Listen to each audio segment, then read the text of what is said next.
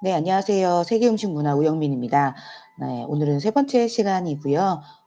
세 번째 시간 오늘 수업은 지난 시간에 이어서 이제 우리 한국, 중국, 일본의 음식 문화 비교로 이제 시작을 좀 해볼까 합니다. 네, 지금 보시면 이제 PPT 화면이 보이실 거예요. 네. 한국, 중국, 일본 음식 문화 비교 이렇게 나와 있는데요. 한국은 역사적, 사회적 환경이 식생활에 영향을 미쳤다라고 얘기를 해요. 그래서 우리가 예전부터 그 반상을 엄격히 구분하는 계급 의식, 그다음에 장유, 그리고 뭐 우리가 장유유서라고 얘기는 들어보셨을 거예요. 그리고 남녀를 차별하는 서열 의식이 굉장히 강했었습니다. 그래서 이것들로 인해서 음식이 한두 가지씩 차례로 먹는 이제 중국의 시간 정계형 식사법하고, 그리고 우리나라는 이제 모든 음식을 한 상에 놓고 차례 먹는 공간 정계형 식사법이 인제 나오기 시작한 부분이 있어요.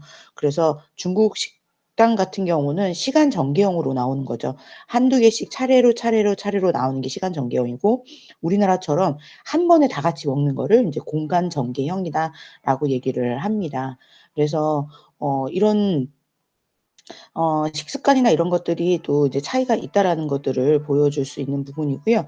그리고 한국에 김치 같은 저장 음식이 많기 때문에 한국 사람들은 인제 뭐 빠르고 부지런한 면도 여기서 엿볼 수 있다라고 얘기를 많이 합니다. 우리나라는 대표적으로 인제 얘기할 수 있는 그 음식들 중에서 외국인들이 또 좋아하는 음식들 많이 있죠. 그중에서 인제 비빔밥. 그래서 한국의 비빔밥 같은 경우는 위에서 아래까지 인제 철저하게 인제 모든 재료들이 다 섞일 수 있게끔 만들어지는 인제 요리라고 보시면 돼요. 그래서 그 요리에 대한 재료가 어떤 건지 알 수 없게 되는 경우들이 굉장히 많다라고 얘기를 하는데, 이렇게 철저하게 섞는 것에 대해 독특한 맛을 느낄 수 있다라고 인제 얘기를 많이 합니다.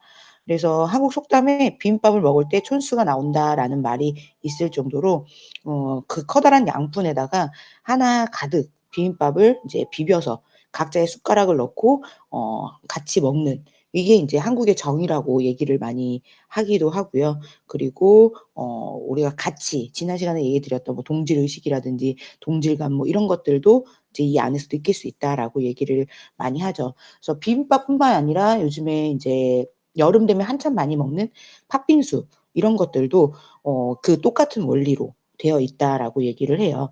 그래서 한국인들은 여러 가지 재료들을 맛을 섞어서 새로 생긴 독특하면서도 자극적인, 그러니까 이것들이 어떻게 보면 '통합의 맛이다.'라고 해서 '통합의 맛을 굉장히 좋아한다.'라고 얘기를 많이 하죠. 그래서 비빔밥 같은 경우는 일본에도 굉장히 많이 알려진 음식이고, 특히나 우리나라에 인제 전 세계적으로 알려진 가장 큰 계기가 기내식이었어요. 기내식으로도 많이 알려지고, 유명 뭐 연예인들, 외국 연예인들이나 이런 사람들도 비빔밥을 접하고서는 굉장히 좀 "건강한 음식이다."라고 하면서 좀 많이 이슈화가 됐던 그런 부분들도 있었죠. 그래서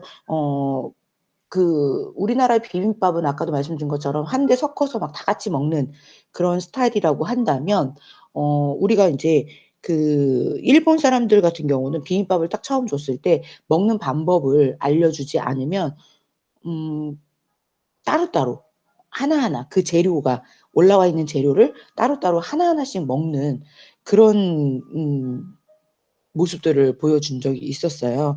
그래서 이게 한국 사람이냐 외국 사람이냐에 따라서도 이것도 굉장히 달라지지만, 이제 여기서 나오는 거는 뭐가 있냐면, 우리나라 사람들은 무조건 이걸 비벼 먹는다라는 생각이 강하기 때문에 그냥 그대로 먹을 수 있지만, 외국 사람들 같은 경우는 이 방법을 설명해 주지 않으면 잘 모른다. 그래서 "비벼 먹지 않으면 이 비빔밥의 진정한 맛을 알 수 없다."라고 얘기를 많이 하죠. 근데 반대로 외국 사람들이나 뭐 일본인들이나 이렇게 다른 나라 사람들 같은 경우는 "이 재료 하나하나의 그 맛을 느낄 수 있다." 라고 얘기를 많이를 합니다. 그래서 우리 문화와 그다음에 외국의 문화는 이렇게 또 다른 점이 있을 수 있다라는 거죠. 그래서 먹는 식습관, 식문화 자체에서도 '아, 이런 차이점을 보일 수 있구나.' 그래서 우리나라의 문화는 어떻게 보면 '접촉의 문화다.'라고 얘기를 많이 하죠. 그래서 우리가 어떻게 보면 인연, 이라고 하는 것도 이 사람과 나와의 인연 막 이런 것들도 되게 중요하게 여기잖아요. 거기에 인제 뭐 또 술자리를 비롯해서 요즘에는 코로나 때문에 뭐 술잔을 돌리거나 이런 거는 절대 할 수 없지만 술잔 하나로 인제 막 여러 사람들이 주거니 받거니, 주거니 받거니 하는 그런 것들도 어떻게 보면은 우리나라의 그 공식적인 문화 약간 접촉의 문화라고도 얘기를 많이 하죠. 그리고 우리는 항상 뭔가를 같이 한다라고 했을 때 쓰는 단어 중에 하나가 우리가 뭐 한솥밥 예.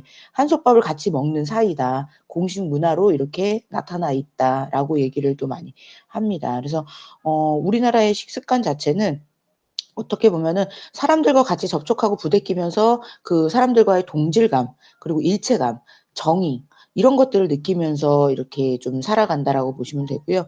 일본 문화 같은 경우는 아무래도 쪼끔은 개인적인 이런 그런 느낌들을 좀 약간 보여진다라고 보시면 될 것 같아요. 그래서 어떻게 보면 이 남에게 폐를 끼치지 않는 이런 것들을 또 일본 문화에서는 좀 더 신경을 쓰는 그런 문화들이고 우리나라는 쪼끔은 더 정스럽게 이렇게 같이 지내는 그런 것들을 좋아하는 문화라고 보실 수 있겠죠.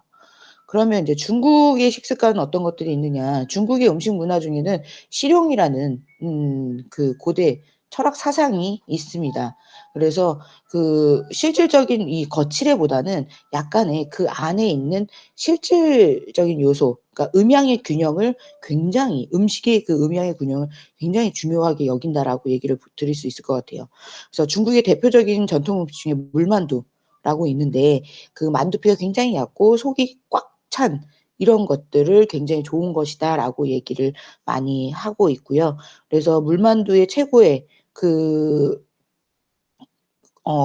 만두는 피는 얇고 속은 두껍다 이런 것들. 그래서 피방유쿠라는 이게 이제 "최고의 물만두다."라고 중국인들에서는 얘기를 하고 있죠. 그래서 이런 것들이 외적인 이런 부분들보다는 안에 인제 실한 이런 것들을 더 중요하게 여긴다라는 거죠. 그래서 실력과 신용을 실력과 실용을 중요하게 여긴다라고 얘기를 드려요.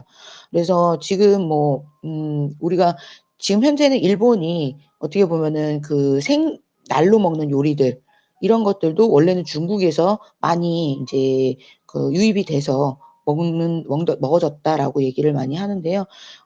일반적으로 그거는 인제 초창기에 그렇게 이루어졌던 거고 지금은 중국인들 보면 굉장히 인제 뜨거운 요리 그런 것들을 인제 좋아하는 그런 문화적인 식습관이 있죠. 그래서 중국인들하고 식사를 할 때는 거의 이렇게 원형 테이블로 인제 그 자리에서 인제 먹고 또 그 위에 턴 테이블이 또 따로 있죠. 그래서 거기에 요리가 하나씩 나오고 먹는 사람들도 계속적으로 즐겁게 대화하면서 이야기하면서 이런 음식들을 즐기는 그런 문화성, 그런 식습관들이 있다라고 보시면 돼요. 그래서 중국인들은 가정의 화목한 분위기를 중요시하고 시끄러운 이런 부분들을 쪼끔 이해해 주고 "아 이런 게 되게 좋은 거다."라고 인제 얘기를 많이 하죠. 그래서 우리나라하고도 약간의 좀 다른 부분이 있기도 하지만 그래도 지금 이렇게 우리나라도 요즘에는 쪼끔 화목적인 분위기로 인제 이루어지고 있죠. 그러면 인제 일본의 식습관은 어떤 것들이 있느냐 한번 살펴보면 우리가 일본 사람들은 음식을 뭐 잔뜩 차려 놓고 여러 사람들이 함께 먹는 게 아니라 각자 자기만의 스타일 그래서 우리가 인제 개인상이라고 얘기를 많이 하죠.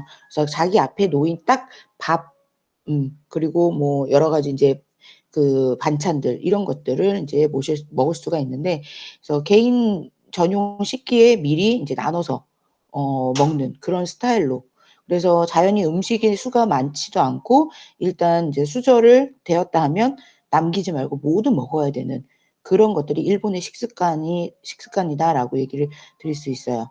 그래서 이게 전용 식기나 이런 것들 자체가 이제 다 정해져 있기 때문에 뭐 다른 사람하고의 이 그 '같이 먹는다.'라는 의미보다는 내 그릇에 내 음식 이렇게 딱딱딱 그러니까 어떻게 보면 개인주의적인 이런 음식 자체가 좀 더 '일본의 식습관에 맞지 않나.' 이렇게 해서 충분하게 먹어야 우리가 좋다라고 얘기하는 중국과 우리나라하고는 쪼끔 다르게 일본 사람들은 쪼끔씩 외적인 부분을 좀 더 많이 생각하고 또 음식과 그릇과의 조화도 굉장히 많이 생각하는 그런 것들이 인제 일본 요리의 특징이라고 보시면 돼요.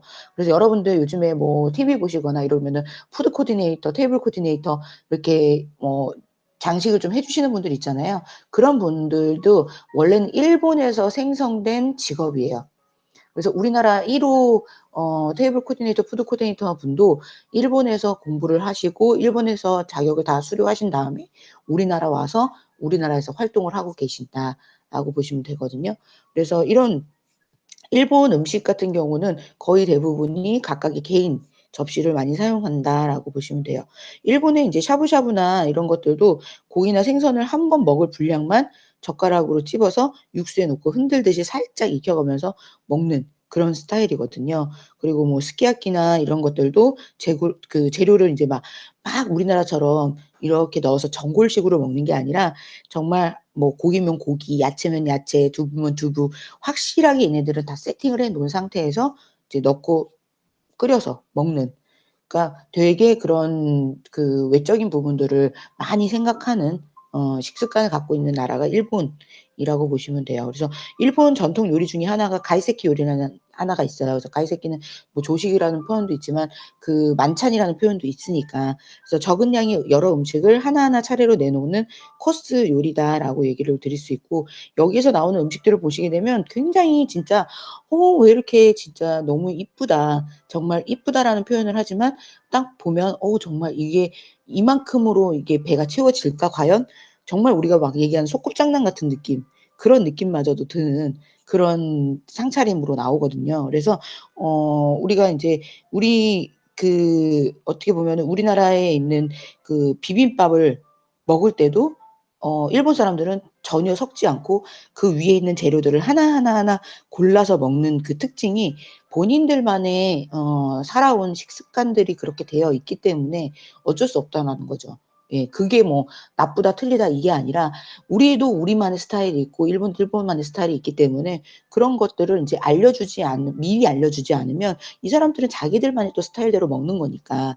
그래서 그런 부분들이 있죠. 그래서 이 일본 사람들 같은 경우는 좀 어떻게 보면은 그 눈으로도 즐기는 음식을 먹을 때 어떤 것들을 먹을 때도 눈으로 즐기는 이런 것들을 굉장히 중요하게 여기는 그런 나라이기도 하고 그런 식습관을 갖고 있기도 하죠. 그래서 이렇게 뭐 한국, 중국, 일본 다 같지만 다른 것 같고 또 다르지만 또 비슷한 부분들도 있는 그런 나라들이죠. 그러면은 이제 도구나 요리법은 어떤 것들이 있는지 우리 외국 사람들이 볼 때에는 한국, 중국, 일본 모두 수저의 동양 문화권이라고 인제 보여져요. 왜냐하면은 외국 사람들이 봤을 때는 우리나라, 중국, 일본이 그렇게 다르게 느껴지지 않거든요. 왜 젓가락을 쓰고 또 숟가락을 쓴다라는 것들이 대부분이기 때문에. 그래서 제가 지난 시간에도 말씀드렸지만 한국 같은 경우 수조를 청동기 시대 이후로 인제 금속으로 만들어진 수도를 쓰고 수저를 쓰고 중국이나 일본 같은 경우는 이제 대나무 뭐 중국은 플라스틱도 쓰고 일본은 뭐 대나무 뭐 이런 것들로 굉장히 많이 만들어졌다라고 말씀을 드렸었죠. 그래서 한국, 중국, 일본 같은 경우는 식사 방법에 따라서 수저를 쓰는 방법도 모두 다르다라는 거. 왜냐하면은 한국인들은 반찬 먹을 때만 젓가락을 쓰고 나머지 그 숟가락은 국이나 밥을 먹을 때 우리가 거의 숟가락을 사용을 하고 있기 때문에 어 굳이 뭐 젓가락이 이렇게 막 뾰족하거나 길거나 이럴 필요는 없다라는 거죠. 근데 반면에 중국인들 같은 경우는 밥을 먹을 때도 젓가락을 쓰고 그다음에 국을 먹을 때에는 숟가락을 쓴다 이렇게 얘기를 하고 있어요. 그래서 어 우리가 밥을 먹을 때 우리나라는 숟가락을 쓰지만 중국 사람들 같은 경우는 밥을 먹을 때 젓가락 쓰고 딱 국만 먹을 때 숟가락을 이용해서 인제 먹는다라는 거. 그리고 일본 사람들 같은 경우는 거의 숟가락을 쓰지 않고 젓가락 하나로 모든 걸 다 한다 그랬죠. 그래서 그 국을 마실 때도 두 손에 이렇게 들고 들이마시는 형태로 그렇게 인제 사용을 한다. 그래서 이 한국, 중국, 일본은 같은 그 동질성 중에 하나는 젓가락을 쓴다라고 얘기를 할 수 있겠지만 또 다른 점은 뭐냐면 젓가락을 놓는 방법들이 또 틀려요. 네. 우리나라 같은 경우는 우리가 인제 밥이나 그러니까 내가 기준점으로 했을 젓가락을 놓으면은 90도 간격으로 놓죠. 근데 일본 사람들 같은 경우는 내가 앉아 있는 기준점으로 봤을 때는 평행으로 인제 젓가락을 놓는 형태로 되어 있거든요. 그래서 이렇게 식탁을 놓는 방법도 같은 젓가락을 쓰는 나라이긴 하지만 다르게 표현이 될 수 있다라고 얘기를 드릴 수 있죠. 그래서 젓가락의 차이점에서 본 국민 성격이라고 인제 뭐 나와 있는데 중국 같은 경우는 젓가락은 12 명이 넘는 대가족, 그러니까 동그란 식탁에 음식을 차려 놓고 집어 먹는 식사법 때문에 이게 길어질 수밖에 없었다. 그래서 지난 시간에 제가 "중국 젓가락은 좀 길다."라고 표현을 했었잖아요. 그래서 여러 가지 인제 거의 인제 가족들 자체가 대가족으로 먹다 보니까, 그리고 음식이 인제 반찬을 찝어 먹으려면 반찬이 쪼끔 더 멀고 막 이러니까 그게 길어질 수밖에 없었던 이유였고, 일본 사람들 같은 경우는 생선을 많이 발라 먹으니 가시 안에 있는 그 생선살을 먹기 위해서 각 젓가락 끝이 뾰족하게 만들어졌다. 그리고 한국 사람들 같은 경우는 숟가락을 또 많이 사용하기 때문에 젓가락은 딱 반찬 먹을 정도만 사용을 하니까 굳이 얘네를 뭐 대나무로 만들 필요 없이 그냥 철로 만들어진 그런 형태다라고 보시면 될 것 같아요. 그래서 젓가락의 기원은 중국이에요. 중국이고 젓가락은 굉장히 오랜 시간이 흘렀고요. 그리고 중국에서는 왕후하고 귀족의 연회에서 많이 인제 사용이 됐다라고 얘기를 해요. 그래서 이런 젓가락이 필수적으로 많이 사용이 된 이유 중에 하나는 뭐냐면, 그 서민들이 면 자체를 굉장히 이제 많이 먹기 시작하면서부터 면을 먹으려면 숟가락보다 아무래도 젓가락이 좀 더 편하잖아요. 그래서 젓가락 사용을 좀 더 많이 했고, 그리고 그 젓가락을 사용함으로써 우리나라하고 일본에도 전파가 된 그런 인제 형태라고 보시면 될 것 같아요. 그래서 한국 같은 경우도 인제 중국, 일본, 서양 같은 경우도 식탁에 인제 젓가락과 나이프 놓는 방법들이 굉장히 좀 다르게 되어 있다라는 거를 이제 보실 수 있겠죠. 그래서 젓가락으로 뭐 본 성격, 국민 성격이나 이런 것들도 있는데, 일반적으로 중국인이 한국인에 비해서 일본인들은 이제 남한테 폐를 끼치는 거, 이런 것들을 솔찬히 너무 싫어해요. 네. 그래서 내가 피해를 주지 않고 나도 피해를 받지 않는. 근데 요즘 우리나라도 마찬가지인 것 같아요. 우리나라도 예전하고 좀 다르게 누구를 이제 지금은 뭐 맘 놓고 도와줄 수 있는 그런 시대도 아니고, 그러다 보니까 약간의 그런 행동들이나 이런 방식들 자체가 그래도 우리나라, 중국 사람들은 쪼끔 그래도 정이라고 있고 이렇게 모여 있으면 같이 이렇게 도와주려고 하는 그런 것들이 좀 있고, 일본 사람들은 혼자 행동하는 거를 쪼끔 더 좋아하는, 그래서 자기만의 인제 공간이나 자기만의 이런 것들을 항상 갖고 싶어 하는 그런 인제 성격들이 있을 수 있죠. 그래서 그런 부분들이 인제 또 젓가락 차이점에서 본 또 국민 성격이라고 얘기는 해요. 이거는 그냥 여러분들이 좀 이렇게 들어보시고 알고 계시면 될 것 같아요. 다음으로는 인제 음식의 문화의 상대성이라는 게 있습니다. 음식의 문화의 상대성 면에서는 외래 음식 문화가 어느 나라에 유입된 때는 항상 그 나라, 그리고 민족, 그 음식 문화의 특색이 더해져서 새롭게 발전된다. 그 말은즉슨 우리가 중국에서 어떤 그 음식 문화를 받아들였을 때 그 음식이 중국에 있던 음식 자체로 우리나라에서 이렇게 형성이 되는 게 아니라, 그 음식이 우리나라에 들어왔지만 우리나라의 그 재료라든지 그다음에 우리나라의 그 입맛에 맞게끔 이런 것들이 또 변형이 되는 거죠. 그래서 똑같은 뭐 장류가 들어온다고 해도 우리나라에 맞게 또 이제 변형이 되고 그게 우리나라의 음식으로 자리를 잡게 되는 그런 형태로 되는 거죠. 그래서 대부분의 한국 사람이 중국 요리를 떠올리면 탕수육이나 뭐 이런 짜장면 이런 것들 굉장히 많이 떠올리시거든요. 그래서 옛날에는 저 어릴 때만 해도 중국 요리, 짜장면이나 탕수육은 무조건 중국에서 온 요리인 줄 알고 '이거 중국 음식이다. 100% 중국 음식이다.' 막 이랬었거든요. 근데 달라요. 중국에 가서 인제 짜장면과 탕수육 드시면 우리나라처럼 이렇게 짜장면도 꺼맣지도 않고, 그리고 탕수육 자체도 그 원래 인제 한국에서 만드는 그런 요리보다는 굉장히 인제 그 양념이나 이런 것들을 좀 덜 쓴다라고 얘기를 많이 하죠. 그래서 중국의 산동성에 있는 이 요리 자체가 탕수육과 약간 비슷하다라고는 얘기는 해요. 하는데 확실히 이게 재료하고 맛은 쪼끔 차이가 있다라고 얘기를 드릴 수 있죠. 짜장면도 마찬가지 아까 말씀드린 것처럼 우리나라에서는 짜장면이지만 중국 가시면 작장면이라고 있어요. 그래서 중국식의 된장을 볶아서 인제 먹는 그런 형태의 음식이다라고 얘기를 드릴 수 있겠죠. 그래서 1882 년에 우리가 인제 그때 중국에 있는 화교가 우리나라에 들어오면서부터 이런 중국 음식이 들어오기 시작했어요. 근데 인제 우리나라의 입맛에 맞게끔 인제 요런 것들이 변형이 되고, 그리고 기름하고 향신료나 이런 것들이 쪼끔 줄어들면서 짜장면이라는 인제 우리나라만의 음식이 생겨나기 시작하는 거죠.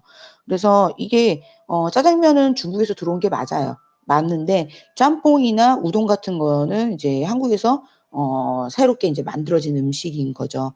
그래서 한국식의 중국 조리법이 정착이 된 스타일이라고 보시면 돼요.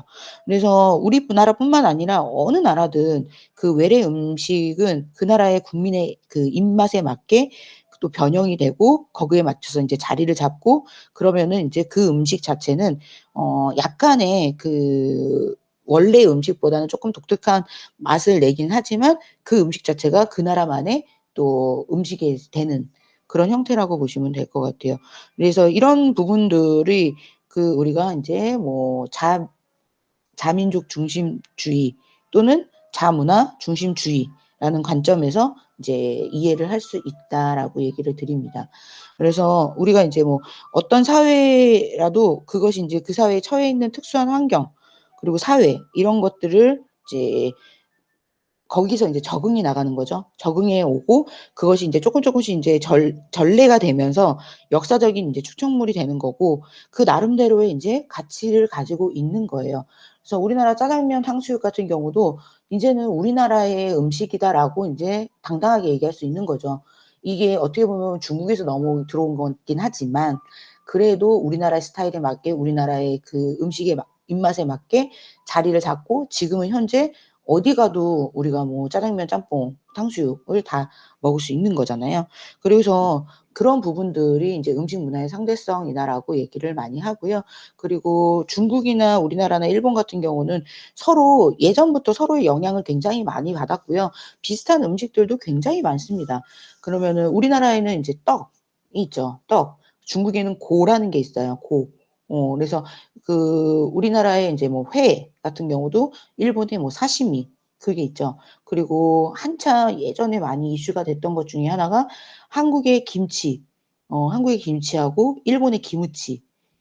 기무치 우리나라 김치를 따라한 기무치. 근데 너무나도 외국에 대한 그 교류나 이런 것들은 일본이 훨씬 더 좋았기 때문에 그 기무치라는 거 자체가 더 많이 알려졌고, 더 많이, 그러니까 일본 다 외국 사람들이 다 김치라는 자체를 "일본 거다."라고 얘기를 많이 했을 정도로 되게 안타까운 그런 것들도 많이 있었죠. 네. 그래서 그런 부분들, 그리고 중국의 교자, 일본의 교자.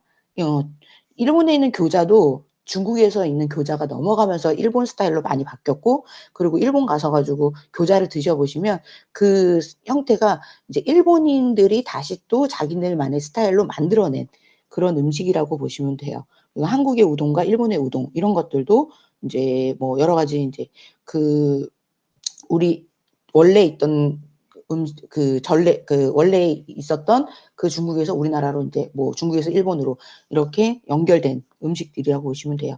근데 인제 어떻게 보면은 되게 겉에서 봤을 때는 되게 비슷한 부분들이 있지만 또 안에 인제 들여다보면 그 나라마다의 또 독특한 맛을 가지고 있다라고 얘기를 드릴 수 있죠.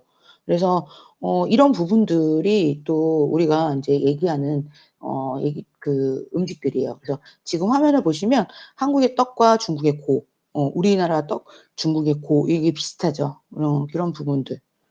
한국의 뭐 김치, 일본의 기무치 이런 부분들도 있고요. 그다음에 그리고 우리가 인제 우리나라에서 뭐 또 보시게 되면 우리나라 카레 있죠.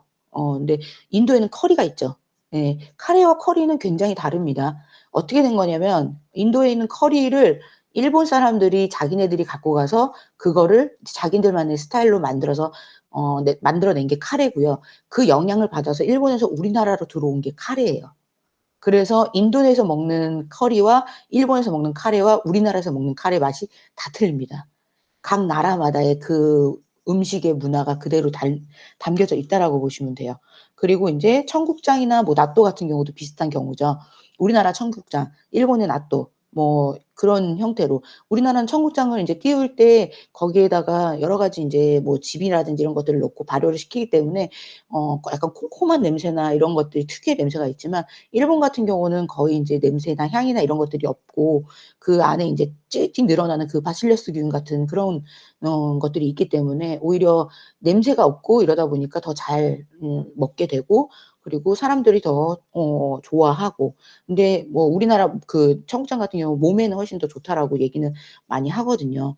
그래서 이런 식으로 인제 약간의 좀 다른 부분들을 어 각 나라마다 자기네들만의 스타일로 만들어내는 것들이 있죠. 그래서 이런 음식 문화나 이런 것들을 비교해 보면 굉장히 영향도 많이 받았지만 그 영향으로 인해서 우리 각 나라마다 우리나라도 일본도 일본대로 자기들만의 특성을 살린 음식이 인제 형성이 되는 거죠. 그래서 요즘에 한참 또 이슈되는 거 있죠. 우리나라 김치. 중국에서 우리나라 김치를 자기네들의 원래 고유의 음식이다라고 해 가지고 엄청 막 이슈가 되고 해 가지고 저도 그거 보면서 근데 절임은 있거든요, 어느 나라든. 물론 인제 중국에서 넘어온 그 스타일이 절임 음식이 있긴 있는데 그거는 어떻게 보면은 음 우리나라의 그 고유의 음식이잖아요, 배추라는 그 김치라는 것 자체가. 그래서 그런 것들은 어떻게 보면 좀 각 나라마다의 자기 그 다른 나라들이라도 지켜줄 거는 좀 지켜주는 것도 나쁘지는 않을 것 같아요. 괜히 그런 걸로 막 기분 상하고 막 이런 것도 좀 안 좋은 것 같기도 하고 좀 그런 부분들이 없지 않아 있죠. 그래서 이제 식생활에 관련된 그 식생활 문화의 이해에 대해서는 여기까지 인제 얘기를 좀 드리고요. 이제 이어서 갈 거는 우리 식생활 문화에 영향을 미치는 요인이라고 인제 나와 있습니다. 그래서 요 부분은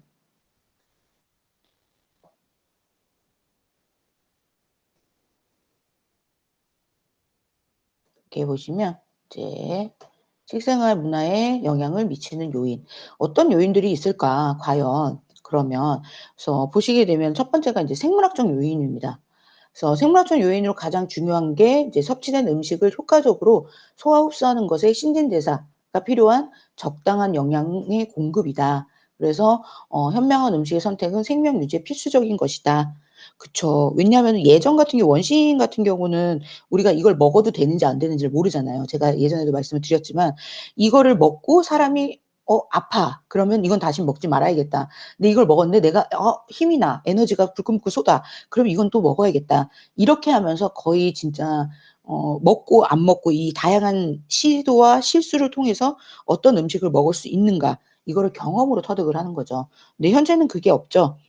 현재는 우리가 인제 어떤 것들은 먹어도 되고 어떤 것들은 먹지 말아야 된다라는 거를 확연하게 또 알 수 있는 거고 그리고 인제 또 한 가지는 생물학적에서 또 우리가 얘기할 수 있는 게 유전이에요. 예. 유전이라고 하는 게 뭐가 있냐면 그 사람들마다의 그 내가 갖고 태어난 그러니까 어떻게 보면은 그 소화가 안 되는 그런 음식들이 있어요. 그리고 내가 그 음식을 먹으면 알러지가 나는 반응을 일으키는 그런 것들도 인제 유전이죠.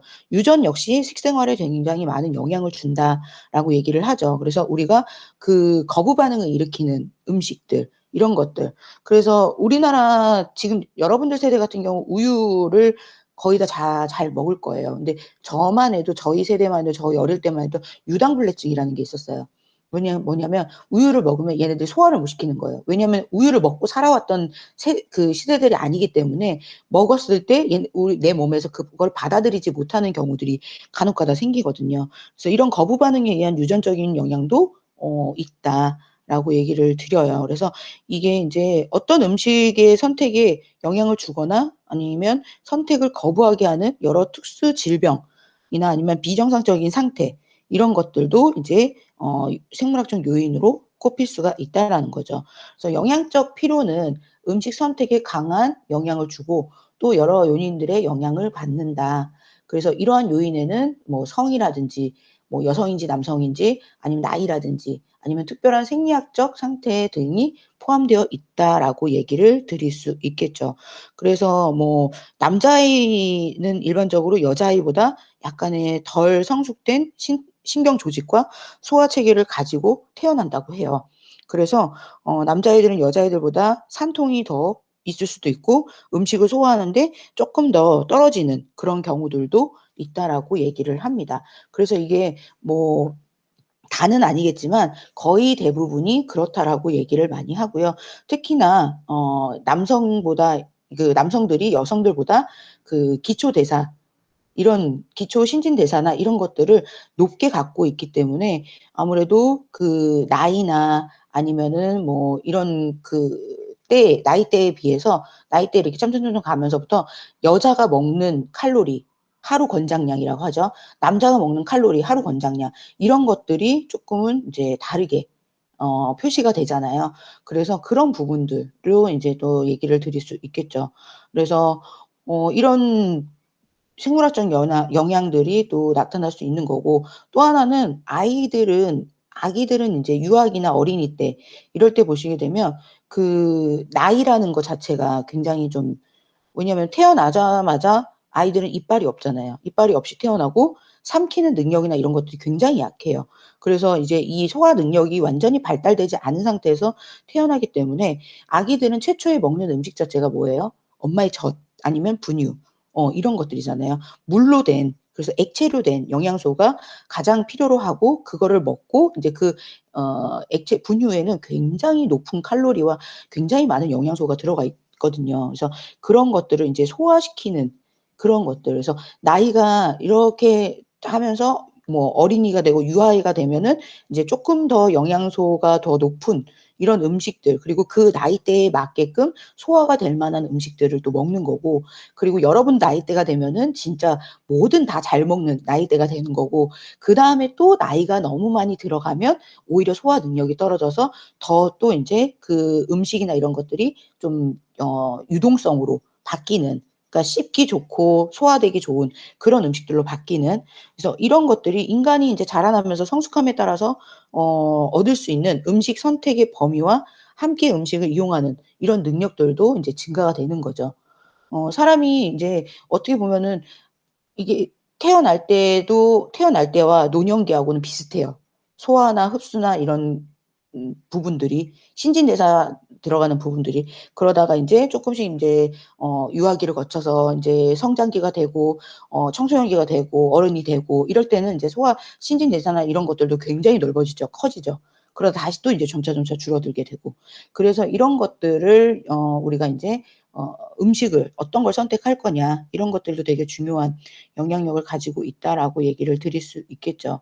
그래서 사람이 먹을 거를 선택하고 할 때 결정짓는 게 가장 큰 게 인제 음식의 맛이시죠. 그래서 내가 이 음식에 대한 맛을 굉장히 좋아하고 이럴 때 그게 딱 땡기거나 뭐 이럴 때 그래서 이런 단순 생리적인 현상 자체가 미각, 후각, 시각, 촉각, 청각 이런 것들에 인제 좀 작용을 하고 그리고 거기에 나의 심리적인 상태 이런 것들도 굉장히 중요하다 이거죠. 사회적인 뭐 이런 것들도 굉장히 중요하다. 왜냐하면 내가 오늘 스트레스를 너무 많이 받았어. 그러면 스트레스를 많이 받았을 때 안 먹는 사람도 있고요. 아예. 입맛이 뚝 떨어져서 안 먹는 사람도 있지만 어느 사람은 이걸 먹고 풀어야 돼. 나는 진짜 매운 거를 끝장나게 먹고 풀 거야. 그래서 막 진짜 매운 닭발 막 이런 것들 먹는 사람도 있고 아니면은 나는 스트레스 받을 때마다 나는 단 걸 먹어야 돼. 그래야지 내가 스트레스가 풀려.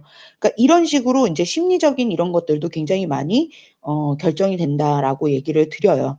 그래서 개인차는 당연히 있습니다. 개인차는 당연히 있지만 거기에 인제 생물학적 요인이나 이런 것들을 다 따져 봤을 때 이런 심리적인 부분들도 또 그 음식이나 이런 것들을 먹을 때 우리가 밀접한 관계를 또 갖고 있다라고 얘기를 드리죠.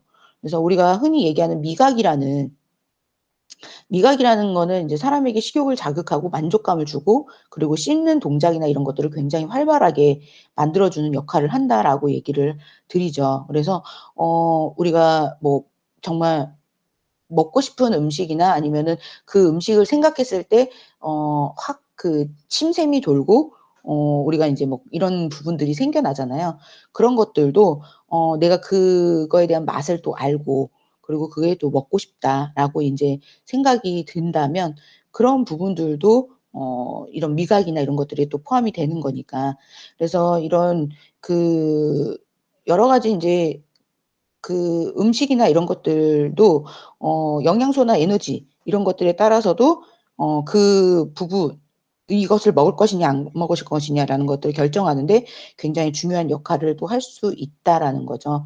그래서 어 여러 가지 인제 실제 영양적으로 우수한 음식인 줄 알면서도 자주 먹지 않는 음식들도 그래서 또 많이 있는 거고요. 내가 땡겨야 먹는 거잖아요. 그리고 내가 먹고 싶은 거 그리고 물론 인제 몸에 좋은 음식들은 굉장히 많죠. 근데 맛이 없는 음식들도 많이 있잖아요. 그래서 그런 부분들 이게 인제 '생물학적 요인에도 인제 들어간다.'라고 보시면 되고요. 그다음에 자연적인 요인 같은 경우는 우리가 인제 그 지리적인 조건 이런 것들이 인제 인간의 생활에 굉장히 많은 직접적인 영향을 줄 수밖에 없다. 왜냐하면 이 아마도 예전 시대 같은 경우는 우리가 인제 뭐 원시시대나 이럴 때는 이미 풍부한 종류의 식품들을 가지고 있었을 것이고 그런 식품들을 채집하고 수렵하고 그리고 인제 뭐 이런 부분들을 문명 사회에서는 상상이 안 될 정도로 곤란한 지리적 조건 때문에 엄격히 제한을 받았을 것이라고 인제 얘기를 해요. 근데 이제 지리적인 조건에서 수질, 토양, 기후, 지형 이런 것들이 우리의 식습관을 결정하는 데 가장 큰 1 차적인 요인이 될 것이고 그거에 따라서 결정되는 게 인제 농경 문화 이게 인제 2 차적인 요인이 될 것이다라고 얘기를 합니다. 그래서 우리가 처음에는 그냥 나와 있는 바닥에 풀이 이렇게 올라와 있고 뭐가 있으면 그거를 채취해서 먹고 막 이렇게 하는 게 1 차적인 어 요인이었다면 인제 그것들을 먹어 보고 '아 이거는 괜찮다.'라고 해서 그거를 다시 인제 재배 우리가 농사를 짓는 거죠. 농사를 짓고 그런 것들을 계속 또 인제 먹기 시작하고 그리고 그런 부분들을 또 우리가 뭐 가축이나 이런 것들도 키워가면서 이런 게 되는 것 자체가 2 차적인 농경 문화의 생활이라고 보실 수가 있어요. 그래서 그걸 하나하나씩 인제 이루어져 가는 거고 사람들이 '내가 이걸 이렇게 만들었을 때 재배를 했을 때 '이걸 내가 먹을 수 있구나.'라는 것들. 거기에 인제 플러스 되는 게 농기구, 뭐 조리기구 이런 것들이 인제 생겨나기 시작하는 거죠. 그러니까 사람은 점차적으로 발전을 하잖아요. 지금도 우리가 되게 좋은 시대에 살고 있지만 계속적으로 발전하려고 하고 계속적으로 더 좋은 이런 시스템이 만들어지려고 하는 거잖아요. 그러니까 그런 것처럼 예전에도 인제 1 차적인 부분이 있고 2 차적인 농경 생활이 있다면 그거에 맞게끔 또 농기구도 발달이 될 거고 그다음에 그거에 맞게끔 우리가 음식을 해 먹으려면 조리 기구라든지 이런 것들이 또 필요할 거예요. 그래서 그런 제조나 이런 계량이나 이런 것들도 지금 현재처럼 굉장히 많은 생활 양식을 좀 변화를 시켰다라는 거죠. 그래서 우리가 인제 지리적인 조건에 또 음식의 종류와 양을 또 제한하기도 하고요.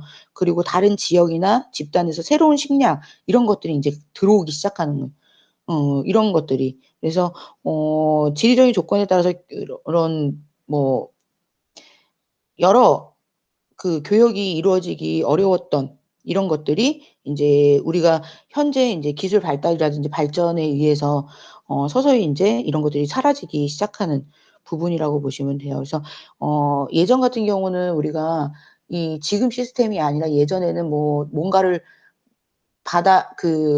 물고기를 하나 잡으려고 하면 바다를 가서 뭘 하고 해야 되지만 지금은 그런 거 없잖아요. 마트만 가도 우리가 뭔가를 내가 사고 싶은 것들이 쫙 눈에 깔려 있는 것처럼. 그래서 되게 정말 편하게 지금 살고 있는 현실 그리고 그런 것들이 지금 어떻게 보면은 굉장히 발전된 상황에서 우리가 살고 있다.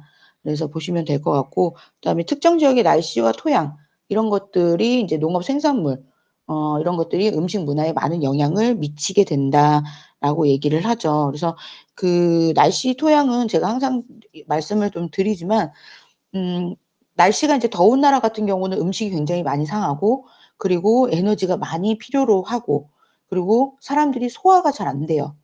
예. 그리고 입맛이 없어요.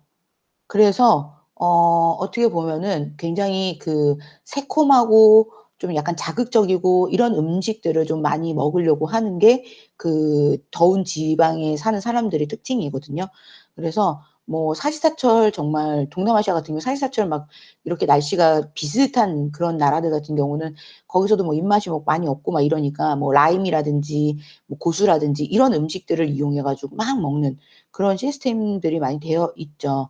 그리고 이 지금 뭐 여러 가지 음식들을 또 이 더운 지방에서는 그런 음식들을 또 먹어야 되는 것 중에 하나가 뭐냐면 너무 덥기 때문에 이런 그 식중독이라든지 이런 것들이 또 굉장히 많이 걸릴 수 있는 형태가 되기 때문에 쪼끔 더 자극적인 입맛을 좀 더 돋구기 위한 이런 것들 그래서 향신료나 이런 것들을 굉장히 또 많이 사용하게 되는 그런 부분들이 있죠.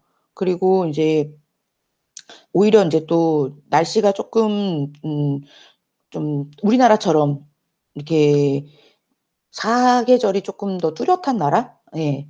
이런 나라들 같은 경우는 어떻게 보면은 음식하고 종류 이런 조리법들 굉장히 다양하죠. 우리나라는 아무래도 절인 거부터 시작해서 뭐 반찬 종류, 국찌개 이런 것들이 굉장히 다양하게 나와 있고 그리고 사계절마다 나오는 식재료마다의 또 이 특징들이 다 있으니까 그걸 살려서 해 먹는 조리법들이나 이런 것들도 굉장히 다양하죠. 그래서 곡류, 채소를 이용한 요리들도 많고 그리고 오히려 향신료나 이런 자극적인 것들을 많이 쓰지 않죠. 그냥 뭐 간장 베이스, 소금 베이스 아니면 고추장, 고춧가루, 된장 뭐 이렇게 베이스를 쓰는데 그렇게 막 한 향신료로 막 너무 진하게 먹는 게 아니라 다양하게 즐길 수 있는 그런 그런 음식들이 많이 있다라는 게 우리나라의 특징이거든요. 어떻게 보면 우리나라 음식 자체가 굉장히 우리는 이제 복 받고 먹는 음식 중에 하나라고 보시면 돼요. 그래서 반대적으로 보시게 되면은 어 우리가 인제 일본 같은 경우는 거의 대부분이 간장, 간장 아니면 뭐 된장, 미소.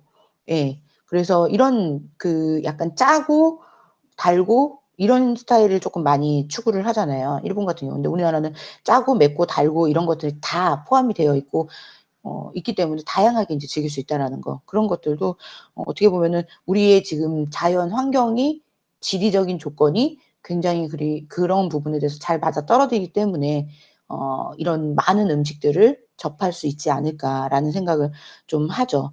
그리고 오히려 인제 또 인제 더 추운 지방 같은 경우는 굉장히 인제 음식이 뭐 담백하고 그리고 좀 더 인제 뭐 생선이나 이런 유제품이나 이런 음식들도 굉장히 많고 종류가 굉장히 적다라는 거. 왜냐하면 추운 날 추운 곳이시기 때문에 어떤 음식이나 재료가 식재료가 그렇게 많이 있지를 않아요. 그러다 보니까 그거를 만들어 먹는 조리법이나 이런 것들도 되게 한정적일 것이고 그래서 그런 부분들이 좀 영향력을 많이 받죠. 그래서 자연적인 조건 같은 경우는 굉장히 중요한 역할 중에 하나가 그런 부분이라고 보시면 돼요. 그래서 여기 표로 보시게 되면 이제 한대, 아한대, 뭐 온대, 아열대, 열대 이렇게 크게 5 가지로 인제 나눠져 있는 거를 보실 수 있을 거예요. 추운 지역 같은 경우는 아까 말씀드린 것처럼 음식이 굉장히 담백하다. 그리고 아한대 같은 경우는 음식이 비교적 담백하고 생선 이런 조림들이 좀 많고 술이 비교적 독하다. 그래서 뭐 우리가 얘기하는 그 러시아 같은 경우가 도수가 굉장히 독하잖아요. 러시아 사람들이 우리나라 와서 술 먹으면 "이게 술이야?"라고 할 정도로 굉장히 술이 좀 독하고 그런 부분들이 인제 갖고 있고 온대 같은 경우가 우리나라가 인제 온대 같은 경우죠. 향신료는 쓰지만 많이 쓰진 않고 그리고 뭐 가공품도 많이 발달되어 있고 그다음에 절임류라든지 그리고 음식의 종류도 굉장히 많고 독한 술도 있는가 반면에 순한 술도 있고 우리가 마트에서 보시면 되게 순한 술밖에 없잖아요. 근데 우리가 전래로 내려오는 그런 집집마다의 이런 소주 같은 이런 부분들 보면은 독한 술도 굉장히 많이 있습니다. 많이 있는데 그게 인제 어떻게 보면은 많이 대중적으로 알려지지 않았기 때문에 그리고 쌀이라고 하면은 굉장히 인제 찰기라든지 이런 것들이 많이 있죠. 그래서 우리나라 쌀 같은 경우 제가 지난 시간에도 말씀드렸지만 찰기가 있어서 입에다 넣고서는 쪼끔쪼끔씩 오물오물하면은 그 단맛이 느껴진다라고 말씀을 드렸었잖아요. 그래서 그런 부분들을 또 보실 수 있고요. 그다음에 아열대 같은 경우는 음식이 맵고 짜고 쓴맛이 나고 음식에 대한 기름을 좀 많이 쓰는 편이고 열대 같은 경우는 음식 향료를 굉장히 많이 쓰죠. 왜냐하면은 아까도 드린 것처럼 좀 약간 입맛도 없고 막 이러니까 그거에 대해서 더 인제 입맛을 돋아주기 위해서. 그래서 음식의 종류가 뭐 또 많지도 않고 그리고 기름을 또 많이 쓰는 게 특징적이기도 하고요. 그래서 이런 식으로 자연적인 요건이 한 5가지 정도 이렇게 나눠져 있다라고 보시면 될 것 같아요. 그래서 자연적인 지역 요인으로 열대 지역, 그래서 우리가 인제 뭐 이 열대 지역 같은 경우는 아열대 고기압을 하는, 그래서 사바나 기후라고 얘기를 하고요. 넓은 초원이나 이런 데서 되게 많이 이제 나타나는 기후 중에 하나라고 보시면 될 것 같아요. 그래서 인도 몬순이 가장 대표적인 그 열대 지역이 꼽힐 수 있을 것 같고요. 그래서 이 열대 몬순 지역이라고 하면은 우리가 흔히 인제 여러분들이 알 만한 데가 인도, 그다음에 라오스, 베트남, 뭐 인도네시아, 필리핀, 네팔, 미얀마 이런 데. 그래서 이런 데 같은 경우가 인제 열대 몬순 지역이다라고 얘기를 드리죠. 그래서 여기는 인제 힌두교와 불교의 영향을 굉장히 이런 지역들은 많이 받아서 거의 대부분이 인제 인도 중심으로 나타나는 그런 특유의 음식 문화나 이런 것들이 굉장히 많이 있을 수 있다라고 얘기를 드릴 수 있을 것 같아요. 그래서 이 몬순 지역이 대표하는 음식이 쌀이에요. 그래서 뭐 동남아나 이쪽에 보시게 되면 쌀 음식들, 인도 같은 경우도 커리 먹을 때 같이 쌀 먹잖아요. 그래서 고런 식으로 이제 쌀이 대표적인 음식으로도 꼽히기도 하고요. 그다음에 이제 열대 몬순 지역은 요렇게 얘기해 주고, 열대 우림 지역. 그래서 뭐 열대 우림 지역 같은 경우 대표적인 게 인제 아프리카라고 생각하시면 돼요. 그래서 여기 같은 경우는 이제 아무래도 그 취식 도구나 기구들이 굉장히 많이 늦게 발달이 돼서 조리 문화나 이런 것들이 발달되는 게 굉장히 늦어졌어요. 그래서 이런 지역 같은 경우는 아무래도 음식을 발효시키거나 훈증하는 그런 전통적인 식품 가공들이 이제 별로 발달되지 않아서 소금을 뿌려서 말리거나 그 생선을 불과 연기에 말려서 먹는 거. 그러니까 여러분들이 이거를 좀 쉽게 받아들이려면 김병만 그 정글의 법칙 보면 인제 그 뭐 여러 가지 재료들을 갖고 와 가지고 모닥불 거기다 피워 놓고 위에다가 재료 올려 놓고서는 얘네들 훈증해서 먹잖아요. 시간이 좀 지나고 나면 얘들이 딱 익어 가지고. 그러니까 그런 방법으로 인제 먹는 게 가장 크고요. 그다음에 아열대 지역 같은 경우는 아열대 기후, 온대 기후하고 열대 기후 사이에 있는 적도에 있는 기후라고 보시면 돼요. 그래서 중간 지역은 계절에 따른 비유가 굉장히 많이 나타나고, 특히나 여름에는 강수량이 적은 가뭄이 지속되다가 겨울 되면 강수량이 많이 인제 증가하는, 그래서 고기압과 저기압이 번갈아 가면서 굉장히 온화한 기후를 나타내는 그런 지역이다라고 보시면 될 것 같아요. 그래서 이런 지역 같은 경우는 인제 뭐 음 그 열대 과일 같은 거, 망고, 파인애플, 뭐 몽키 바나나, 람부탄, 뭐 구아바 이런 것들이 인제 많이 나는 지역이라고 보시면 되겠죠. 그래서 연중 뭐 굉장히 습한 굉장히 더운 공기 이런 것들이 굉장히 많은 있는 나라들을 인제 보시면 돼요. 온대 지역 같은 경우는 이제 우리가 기온이 항상 온화한 이런 그 한랭하고 온화한 이 기후들이 계속 있는 나라들이라고 보시면 될 것 같습니다. 그래서 우리가 인제 우리나라가 그 대표적인 곳이기도 하고요. 그래서 우리나라의 인제 우리나라 또는 뭐 일본, 음 그래서 온대 지역 같은 경우 우리나라를 가장 대표적으로 해서 해산물이나 해조류 이런 식용이나 이런 것들도 굉장히 많이 음 있고요. 그리고 우리나라가 가장 활발하고 그다음이 인제 일본, 그리고 중국. 그래서 이런 그 음식이나 이런 것들이 굉장히 많이 발달이 되는 그런 음 지역이라고 보시면 될 것 같아요. 그래서 요렇게 보시게 되면 벼나 이런 것들도 굉장히 잘 자랄 수 있는 사계절이 뚜렷한 나라 중에 하나라다 보시면 되고요. 건조 지역 같은 경우는 이제 그 사막이라고 생각하시면 훨씬 더 편하실 거예요. 그래서 뭐 매우 건조하고 물이 귀하고 그다음에 낮과 밤의 기온차가 굉장히 크고 인구가 적고 바람의 인제 세기나 이런 것들이 굉장히 강하다. 이렇게 보시면 돼요. 거기에 인제 중남 아프리카 이런 데도 인제 뭐 건조 지역으로 인제 꼽히기도 하고요. 그래서 인제 중남 아프리카 같은 경우는 아까 우리 예전에 지난 시간에 말씀드렸던 혹시 그 서류 옥수수 기억나시나요? 예 아프리카에서 옥수수 많이 먹는다고 얘기했었죠. 그래서 요리 기본 재료 요리가 되는 게 옥수수.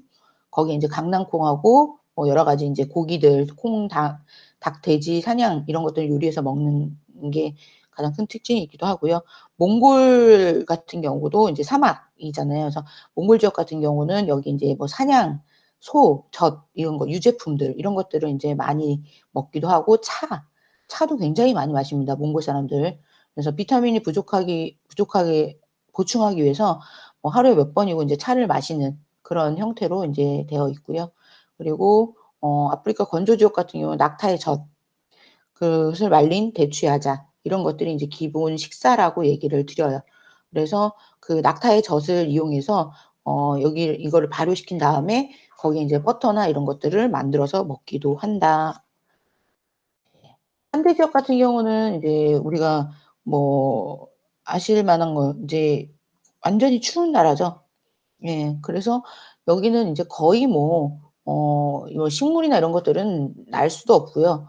그리고 거주민도 굉장히 드물게 나타난다라고 보시면 될 것 같아요. 그래서 그 알래스카나 뭐 진짜 시베리아 이런 데 그래서 여러분들 생각 그때 그쪽을 생각하시게 되면 아마도 '아 먹을 게 많이 없겠구나.'라는 생각을 많이 하실 거예요. 그래서 그래도 뭐 채소나 이런 것들은 뭐 무나 양배추나 감자나 이런 것들은 간혹 재배는 하기도 하고요. 거기에 술록이라든지 이런 것들 뭐 산토끼 이런 것들을 인제 잡아서 먹기도 하고 아니면은 주위 바다에 있는 물범이나 고래 이런 것들을 잡아서 아니면 강에는 연어와 송어 이런 것들을 잡아 가지고 이제 먹는 사냥해서 먹는 그런 걸로 인제 유명하죠. 그래서 어떻게 이 자연적인 부분들에 따라서도 어 먹을 수 있는 그리고 그런 부분들이 또 어떤 식생활에 영향을 미치는지 이런 부분들을 좀 보실 수 있을 것 같아요. 기술적인 요인으로 기술적인 요인이라고 하는 거는 인제 자연적인 요인을 떠나서 사람이 발전해 나가면서 기술을 계속 인제 발달을 시키는 거죠. 그래서 식품 산업의 인제 발달 식품 제조업이나 가공업, 식품 유통업, 식품 포장, 식품 운반 이런 것들이 인제 기술의 발달로 인해서 우리의 식생활에 굉장히 많은 영향을 미칠 수밖에 없는 거죠. 그래서 우리가 흔히 얘기하는 진짜 식품 저장이나 가공이나 이런 기술들이 얼마만큼 발전이 됐느냐. 요즘에 그 편의점 같은 데 보시면 여러분들 편의점에 들어가면 정말 세팅이 다 되어 있잖아요. 지금 이렇게 사진을 보는 것처럼 얘네들이 인제 막 다 만들어져서 있고 아니면은 이렇게 포장이 되어 있죠, 반조리 식품으로. 아니면 아예 도시락. 예. 그래서 그렇게 다 되어 있기 때문에 너무나도 편리하게 되어 있어요. 그래서 요즘에는 뭐 한 끼 식사 때우는 거 너무나도 쉽죠. 예. 그렇게 될 만큼 굉장히 기술적인 부분이나 이런 것들이 되게 많이 발전이 되어 있는 상태고 그리고 인스턴트 식품이나 완전조리 식품 이런 것들이 유통이 굉장히 인제 빠르게 되다 보니까 이런 냉동 저장이나 뭐 통조림 저장이나 이런 것들도 굉장히 많이 발달한 부분이라고 보시면 돼요. CA 저장이라는 게 있어요. CA 저장 기술이라는 거는 인제 산소하고 이산화탄소 이런 것들을 인제 적절하게 인제 포함을 시켜서 얘네들을 오래 가게끔 만들어 주는 그런 역할들을 하는 그래서 이런 부분들이 어떻게 보면은 사계절 내내 뭐 우리가 인제 음식이나 채소나 과일이나 이런 것들을 먹을 수 있게끔 만들어 주는 거죠. 그래서 그 고객들이 굉장히 인제는 사시사철 어떤 거든 다 먹을 수 있게끔 만들어 주는 그런 부분들 그리고 뭐 식품 포장이나 이런 것들도 굉장히 우리한테 영향을 많이 미쳤죠. 옛날에는 인제 우유병이 종이 포장으로 바뀐 예전에는 우유가 병에 들어 있었어요. 병에 있었고 종이로 된 우유보다는 병에 든 우유가 거의 대부분이었고 그래서 우유를 뭐 하나 사더라도 좀 힘들고 막 이랬었는데 종이 포장으로 바뀌고 나서부터 우유의 소비량이 급격하게 인제 증가하기 시작하는 거죠. 그래서 이런 부분들이 고객들이 어떤 거를 원하는가 이런 것들을 잘 캐치해 놓는다고 하면 굉장히 좋은 부분인 것 같아요. 그리고 뭐 진공 포장이나 이런 것들도 굉장히 많이 어 좋아졌죠. 그래서 우리가 과자 먹을 때도 이런 감자칩이나 깨지기 쉬운 이런 감자칩에 안에 질소 많이 넣고서는 애들 빵빵하게 만들어서 애들 최대한 모양을 유지시켜 주려고 하잖아요. 그래서 그런 부분들을 저장 수명이나 이런 것들을 굉장히 늘려주는 그런 효과적인 부분들도 굉장히 크죠. 그래서 지금의 인제 뭐 레트르트 식품이나 이런 것들 자체가 포장 재료의 기술 발달도 물론 인제 시켰지만 이게 인제 포장 기술이 지금 뭐 음식 문화나 이런 것들에 굉장히 인제 많이 발전을 시키고 인식을 많이 바꾸게 된, 그리고 이 문화 형성을 만드는 데 크게 이바지를 했다고 해도 과언은 아닐 정도로, 그리고 또 한 가지는 대량 유통이 너무나도 인제는 잘 된다라는 거죠. 그 기술이 인제 너무나도 인제 최고점으로 올라가 있다라는 거. 그래서 뭐 도시락, 뭐 생선 이런 것들, 요즘에는 생선 같은 경우도 집에서 구워 먹기 편하게 딱 이렇게 밀봉돼 가지고 요즘에 마트에 판매가 되고 있거든요. 그거를 굳이 후라이팬에 굽지 않더라도 전자레인지에만 넣어도 얘네들이 먹을 수 있을 정도의, 그 정도의 인제 시스템으로 되어 있기 때문에 너무나도 잘 되어 있어요. 그래서 이런 음 패스트푸드나 완전 조리식품이나 아니면 레토르트나 막 이런 식품들, 이런 것들을 인제 우리 주변까지 인제 공급이 되기 시작하면서 식생활 문화나 이런 것들의 변화가 굉장히 커질 수밖에 없다라는 거. 그래서 나는 정말 지금 이 시대에서는 정말 저는 되게 '좋은 시대에 살고 있지 않나.'라는 생각을 하고 있습니다. 거기에 HMR이라고 하는 거, 요즘에 HMR은 뭐 10년 전부터 HMR 했었어요. 근데 이제는 진짜 HMR은 거의 대부분이 자리를 잡고 있다라고 보더라도 과언은 아니죠. 이게 인제 즉석 편의식품, 네. 그래서 반조리 식품 아니면 완전체 식품, 이게 인제 HMR이잖아요. 집에서 뭐 외식이나 이런 것들을 떠나고 집에 갖고 와서 그냥 따뜻하게 인제 먹을 수 있게끔, 그리고 외식 도시락을 사더라도 가정식 형태로 먹을 수 있게끔 해 주는 가정 편의식품이죠. 편의식품 시장이 어마어마하게 커지고 있고 커졌고, 그리고 더 계속 발전을 하려고 노력을 하고 있더라고요. 그래서 이런 부분들을 보게 되면 정말 이 음식이라는 거 자체가 예전도 마찬가지지만 지금 현재에는 정말 다양하게 또 인제 연구도 하고, 그리고 고객의 니즈가 어떤 부분들이 있는지, 맛 정말 편의점 가면 어떤 걸 먹어야 될지 모를 정도로 너무 많은 것들이 있고, 각각의 편의점에 또 자기들만의 스타일대로 또 만들어지는 것들도 되게 많고, 그러다 보니까 되게 고객 입장에서는 너무나도 좋은 부분이죠. 예. 그래서 그런 기술적인 요인들은 앞으로도 더 많이 발전을 할 거고요.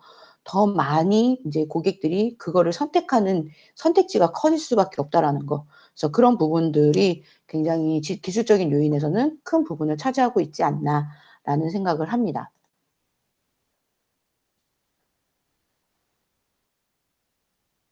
자, 여기까지 인제 얘기를 좀 드렸고요. 저는 쪼끔 있다가 다시 한번 또 얘기를 좀 나눠 드리도록 할게요.